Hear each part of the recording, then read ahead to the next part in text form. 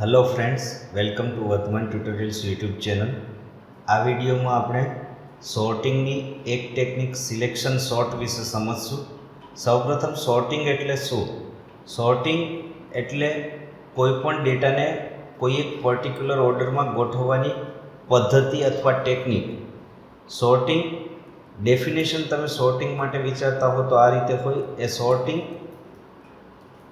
Is a process of arranging data in a particular order.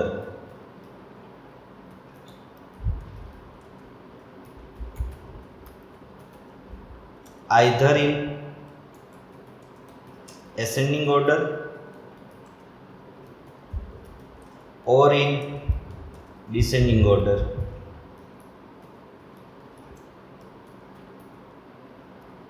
सॉर्टिंगनी घणी बधी technique है, जेमांथी एक टेक्निक आपणे सिलेक्शन सॉर्ट ने अत्यारे समझवी है। आ विडियो में सिलेक्शन सॉर्ट विषे आपणे समझीए। सिलेक्शन सॉर्ट केवी रीते वर्क करशे?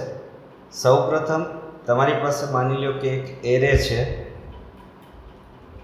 5 एलिमेंटनो एरे अथवा 5 एरेनी साइज है, जेमां 5 वेल्यू तमे इनपुट करेली है। કંઈક આ રીતે 5, 2, 9, 7 અને 1 આ 5 વેલ્યુ તમે એરેમાં ઇન્સર્ટ કરેલી છે। આ 5 વેલ્યુ એરેમાં આ રીતે સ્ટોર કરેલી હોય એટલે પહેલી વેલ્યુ પહેલા એલિમેન્ટમાં ARR0 માં પહેલી વેલ્યુ સ્ટોર થશે, 5 ARR1 में बीजी वेल्यू स्टोर थशे, 2 ARR2 में तीजी वेल्यू स्टोर थशे, 9 ARR3 में चौथी वेल्यू स्टोर थशे, 7 અને ARR4 में पांचमी वेल्यू स्टोर थशे 1।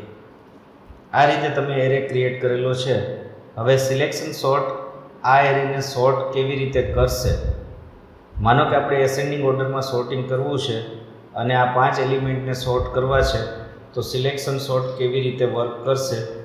હવે અહીંયા બરોબર સિલેક્શન સોર્ટ ને સમજજો। માનો કે તમારી પાસે વેલ્યુ ઇનપુટ કરેલી છે, એ આ રીતે છે 5, 2, 9, 7, 1, 5, 2, 9, 7 અને 1। અહીંયા સિલેક્શન સોર્ટમાં જુદા જુદા પાસ परफॉर्म थशे अने एक एक वेल्यू सॉर्ट थती जशे। पहला पास में सिलेक्शन सॉर्ट में अपनी पास वेल्यू आ रीते छे। हवे पहला पास में सिलेक्शन सॉर्ट केवी रीते वर्क करशे? पहली वेल्यू ने बाकीनी बधी वेल्यू साथे 1 बाय 1 कम्पेर करशे। एमां जो पहली वेल्यू बाकीनी वेल्यू साथे कम्पेर करता जो मोटी होय तो वेल्यू ने स्वेप करशे। एटले केवी रीते वर्क करशे एक एक स्टेप समझो। मानो कि आ पहली वेल्यू है 5, एने पहला बीजी वेल्यू साथे कम्पेर करशे एटले कि 2 साथे कम्पेर करशे।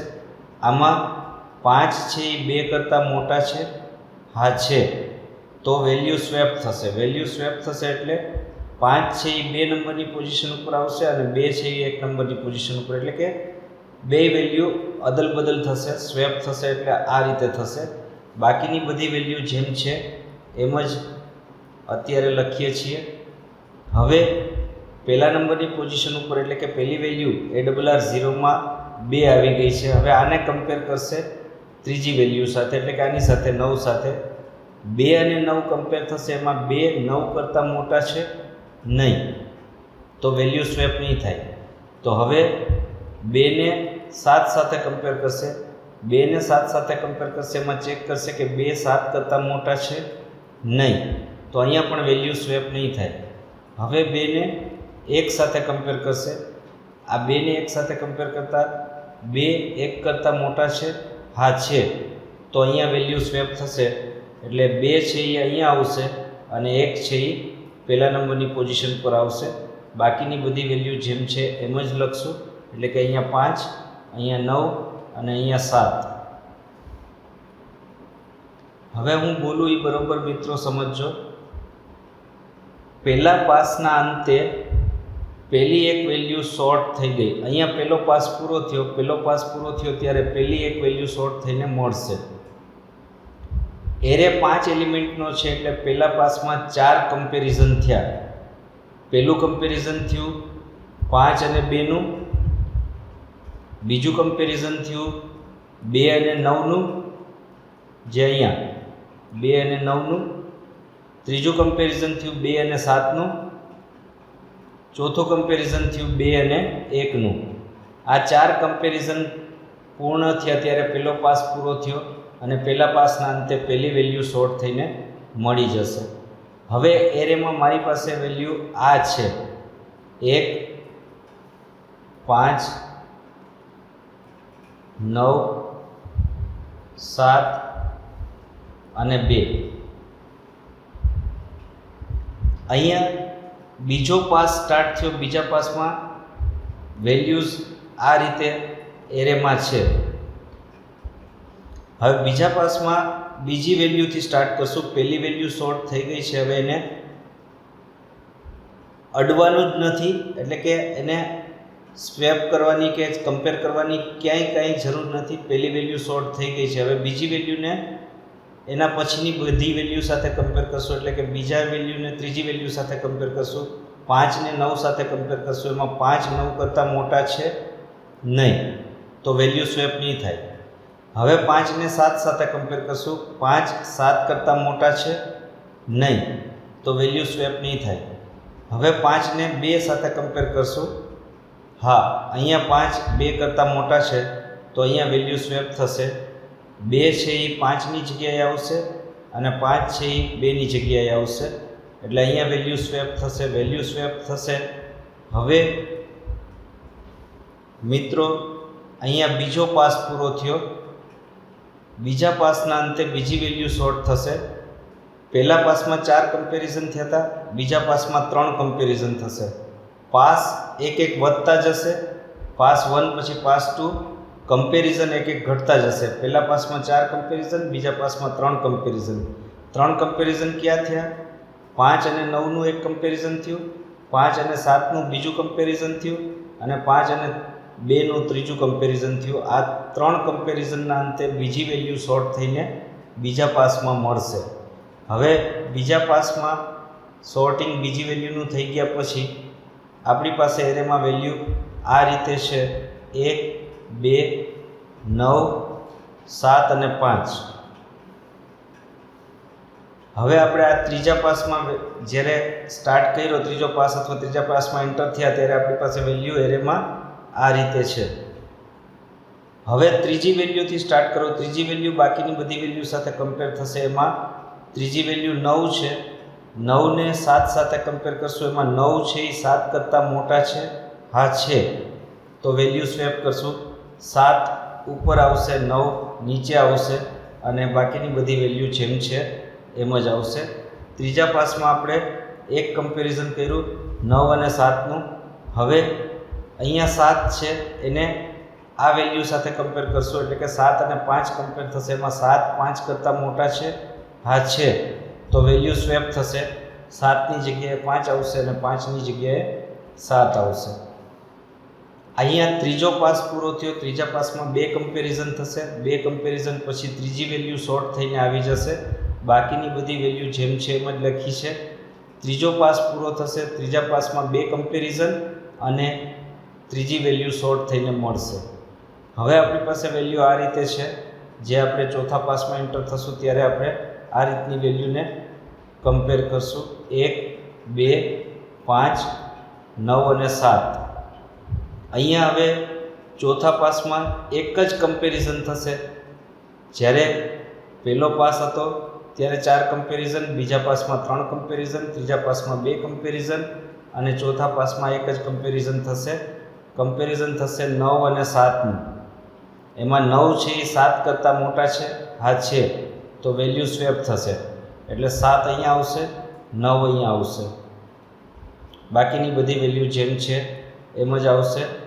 તો આ રીતે મિત્રો સિલેક્શન શોર્ટમાં એરે શોર્ટ થઈને આવશે. છેલ્લે જુઓ, છેલ્લી કોલમ 1, 2, 5, 7, 9 જે એસેન્ડિંગ ઓર્ડરમાં સોર્ટેડ એરે છે. તો મિત્રો સિલેક્શન સોર્ટમાં તમારે યાદ રાખવાનું, પહેલા પાસમાં એરે 10ની સાઇઝનો હોય તો 9 કમ્પેરિઝન થશે, બીજા પાસમાં 8 કમ્પેરિઝન, ત્રીજા પાસમાં 7 કમ્પેરિઝન, ચોથા પાસમાં 6 કમ્પેરિઝન, પાંચમા પાસમાં 5 કમ્પેરિઝન, છઠ્ઠા પાસમાં 4 કમ્પેરિઝન, સાતમા પાસમાં 3 કમ્પેરિઝન, આઠમા પાસમાં 2 કમ્પેરિઝન, નવમા પાસમાં 1 કમ્પેરિઝન. જો એરે 10 એલિમેન્ટનો હોય તો 9 પાસ થાય અને 9 પાસના અંતે 10 એલિમેન્ટનો એરે સોર્ટ થાય. આપણે અહીંયા એક્ઝામ્પલ તરીકે લીધું તો એરે 5 એલિમેન્ટનો છે, તો 5 એલિમેન્ટમાં 4 પાસ થશે. પહેલા પાસમાં 4 કમ્પેરિઝન, બીજા પાસમાં 3 કમ્પેરિઝન, ત્રીજા પાસમાં 2 કમ્પેરિઝન અને ચોથા પાસમાં 1 કમ્પેરિઝન. આટલું થશે એટલે તમને એરે સોર્ટ થયેલો જોવા મળશે. હવે મિત્રો આનો એક પ્રોગ્રામ કરવો છે સિલેક્શન સોર્ટનો. જોઈએ સિલેક્શન સોર્ટનો પ્રોગ્રામ કેવી રીતે આપણે કરીએ છીએ. એના માટે આપણે સી લેંગ્વેજમાં એક ફાઇલ ક્રિએટ કરશું, સિલેક્શન સોર્ટ.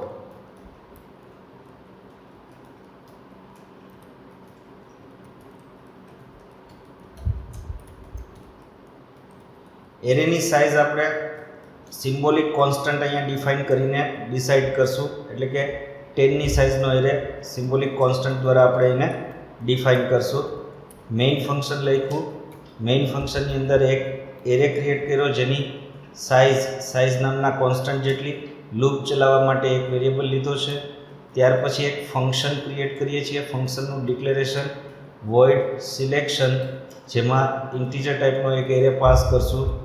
સ્ક્રીન ક્લિયર કરી, લૂપ ચલાવી એરેમાં 10 વેલ્યુ ગેટ કરવી છે તો એના માટે ફોર લૂપ કંઈક આ રીતે લખશું, જેમાં 10 વેલ્યુ ગેટ કરવા માટે મેસેજ આપશું દર વખતે અને દરેક વખતે એરેના એક એક એલિમેન્ટમાં એક એક વેલ્યુ ગેટ કરશું. આ 10 વેલ્યુ ગેટ થઈ ગયા પછી સોર્ટિંગ કર્યા પહેલાં આ એરે કેવી રીતે છે, એટલે કે આપણે ડેટા ઇનપુટ કર્યા છે એ કેવી રીતે છે એ આપણે અહીંયા પ્રિન્ટ કરીએ. બિફોર સોર્ટિંગ એરેને સોર્ટ કર્યા પહેલાં એરેમાં વેલ્યુ આપણે ઇનપુટ કરેલી છે એ કંઈક આ રીતે હશે, જેને આપણે અહીંયા પ્રિન્ટ કરીએ એ રીતે હશે. હવે અહીંથી ફંક્શન કોલ કરીએ, ફંક્શનમાં એરે સોર્ટ થઈ જશે અને સોર્ટિંગ થઈ ગયા પછી એરેને પ્રિન્ટ કરીએ. After sorting array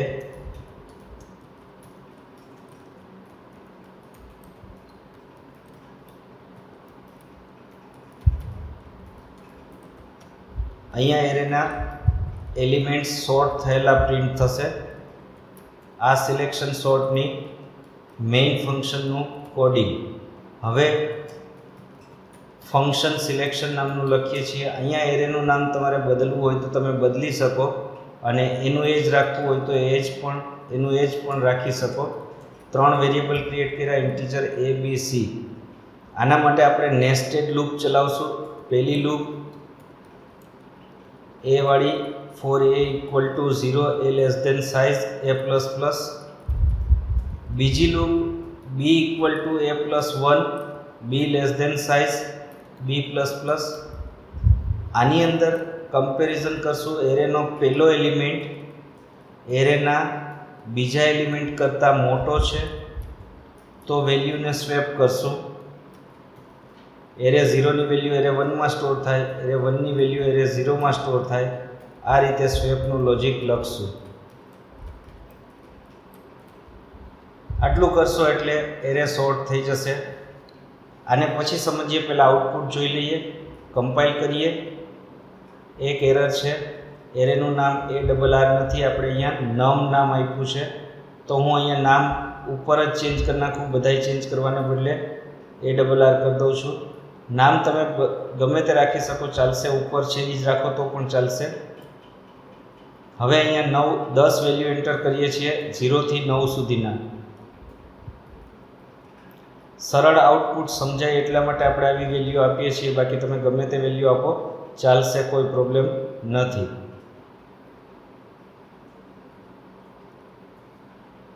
before sorting array જુઓ, જે રીતે આપણે ઇનપુટ કરેલો છે એ રીતે, અને આફ્ટર સોર્ટિંગ એરે ગોઠવાઈ ગયેલો છે, એટલે કે એસેન્ડિંગ ઓર્ડરમાં ચડતા ક્રમમાં એરે એરેન્જ થયેલા એલિમેન્ટ્સ બતાડે છે. હવે આ પ્રોગ્રામને સમજવો છે. સૌથી પહેલાં હેડર ફાઇલ્સ ઇન્ક્લુડ કરી. હેડર ફાઇલ્સ ઇન્ક્લુડ કર્યા પછી એક સિમ્બોલિક કોન્સ્ટન્ટ ડિક્લેર કર્યો હેચ સાઇન ડિફાઇનથી સાઇઝ નામનો, જેમાં વેલ્યુ સ્ટોર કરી છે 10. ખાસ યાદ રાખજો, અહીંયા ઇક્વલ ટુ સાઇઝ પછી કરવાનું નથી, છેલ્લે સેમિકોલન કરવાનું નથી. Hash sign define preprocessor directive છે, સિમ્બોલિક કોન્સ્ટન્ટ ડિક્લેર કરવા માટે એનો ઉપયોગ થાય છે. ત્યાર પછી મેઇન ફંક્શન લખ્યું. મેઇન ફંક્શનની અંદર એક એરે ડિક્લેર કર્યો જેની સાઇઝ નામના કોન્સ્ટન્ટ જેટલી. લૂપ ચલાવવા એક વેરિયેબલ લીધો.